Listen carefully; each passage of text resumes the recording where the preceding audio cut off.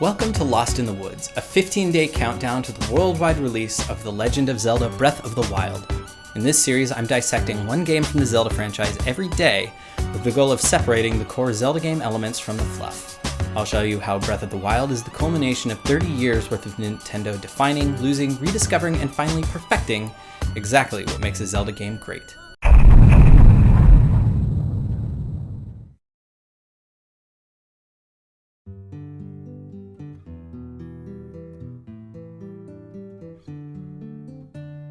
Yesterday, we covered Skyward Sword and the accompanying marketing campaign that unwittingly forced Nintendo to parse through 25 years worth of their own Zelda's rich history.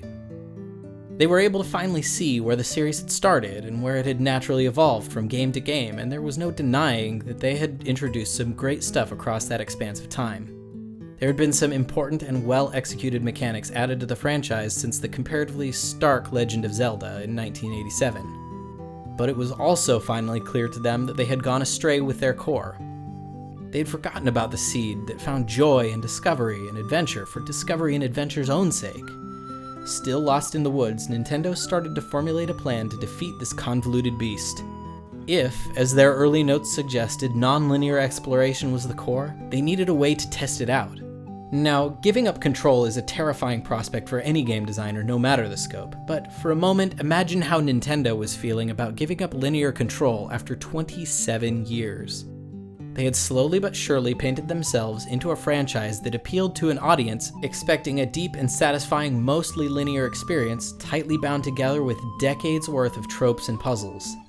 Internally, there was a lot riding on this attempt to reinvigorate the series by looking backwards so absolutely.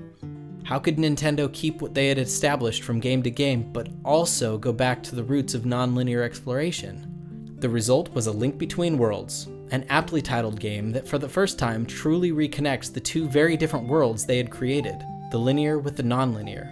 A Link Between Worlds was an experiment, and a risky one at that.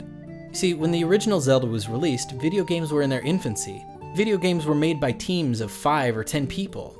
But modern Zelda fans had been playing games for their entire lives and had proven themselves to be very vocal about how much they wanted a deep connection to the Zelda lore. Would these gamers even want non-linear exploration? And even if they did, how could it be implemented? First things first, they opened up the order of the dungeons. Aside from the short tutorial at the start of the game, no longer does Link progress through the dungeons in any specific order. You just go to one when you want. But what about finding and using key items for each dungeon? I mean, that's a fun and really well-designed trope. Well, rather than being awarded items for solving puzzles, they were all presented up front for rent, emphasizing the need to explore and use them where it made sense. But doesn't that kind of openness mean the plot would suck? I mean, the original Zelda had been able to pull off the non-linear gameplay because there was, nothing to tell.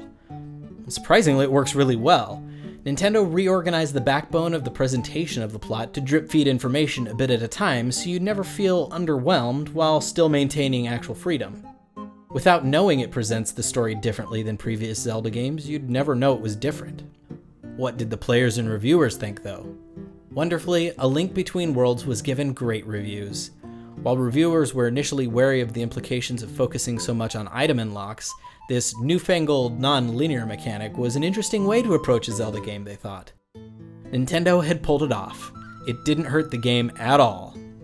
This was a game strategically released to test the waters, and the verdict was that the modern world that had never experienced the true DNA of a Zelda game was ready for the biggest comeback in video game history.